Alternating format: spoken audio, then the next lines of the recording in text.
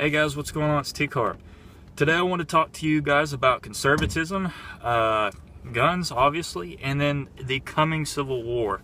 Conservatism right now, if you're on Facebook or Twitter or Instagram or any social media site, conservatism is now becoming the American counterculture. Every 10 to 15 years, there is a counterculture type of thing where, if you look back in the 90s, you have the culture of kind of being together, etc., etc., and then you have a counterculture of being grunge and rock and roll and etc., etc. Or a great example is the 50s and 60s. You have counterculture as being nuclear family, mom, dad, show tunes type of thing. That was actually the culture. And then the counterculture is, this rock and roll type of stuff, Elvis. Then you have, the counterculture of, Kiss in the 70s and all that type of stuff. And there's nothing wrong with counterculture. It's just different. It's just a movement away from the culture of the time. It's just an opposite. Conservatism is now becoming that counterculture. We're having culture shoved in our face that is this extremely liberal, extremely socialist, extremely pro-abortion. There's nothing wrong with, by the way, there's nothing wrong legally with LGBTQA, whatever. You can sleep with who you want to sleep with, but the shoving of that down our throats when it comes to schools and teaching kids, like, at 6, 7, 8 years old, like, it doesn't matter what your body is. Yeah, it does. That's if you want to be gay, but the counterculture, or excuse me, the culture of, you can be whatever you want to be, boy or girl, that's biologically wrong. Conservatism is that new counterculture. It is that new, it's what the kids are turning to. They're sick and tired of being politically correct. They're told they need to be politically correct. People want truth, and deep down they're yearning for truth, and I'm excited about that. Second thing is gun ownership in America under Trump, under President Obama, has obviously gone up tremendously.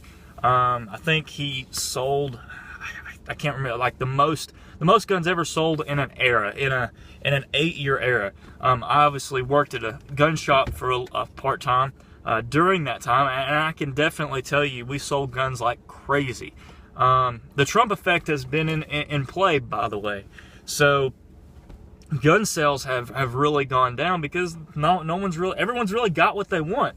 Now, I'm excited that we're going to be able to get more guns that we want and not have to worry about certain things, but sales have gone down. I think the fear buying is down. But again, gun prices are going to come down, which is great for the consumer, not necessarily great for the gun seller.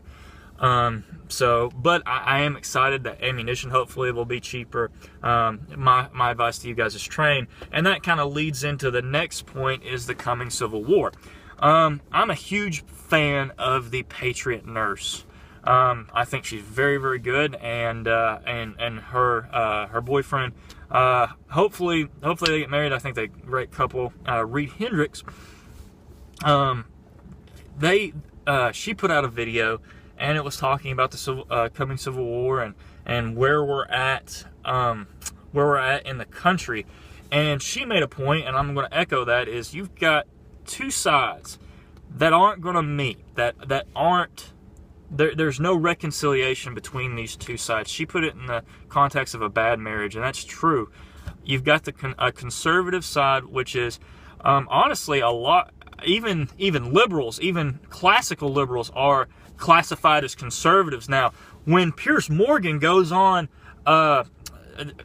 TV and is laughed at and is called a Nazi because his thoughts are now considered conservative thoughts, there is something wrong in America.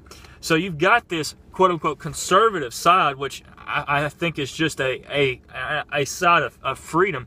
You've got that side, and then you've got a side of wanting pure socialism, you can call it Democratic or what. You've almost got this Bernie Sanders side, which is socialist, which is wanting government control, which is wanting more government in their lives to control it. Everything needs to be fair, etc., etc. You've got these two sides, and this side over here, the left, is becoming more and more and more violent about it.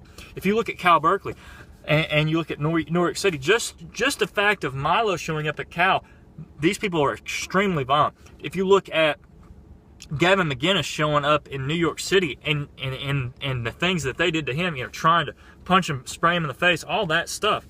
Guys, these people are, and there's multiple ones when you talk about the Trump rallies. These people are becoming increasingly violent, and they will start using whatever force necessary. Their love and peace and anti-gun rhetoric and views will go out the window when, of course, they don't get what they want. I think we're starting to see, and she put it like this, if we put it in that time frame, she put it, we're in around the 1770s. We got about 5-6 years. If this continues, I do think we will be in a civil war. I pray that I am so wrong, but I don't think I am, unfortunately. So my advice to you is to prepare, get your food and water, and keep prepping.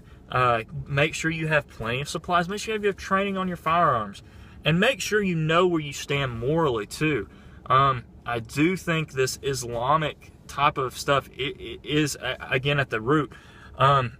You've got Islam and you've got the socialist left, and they are coming together because, if you've ever heard this saying, an enemy of my enemy is my friend. And of course, Islam is definitely against the conservative right, and so is the socialist liberal left.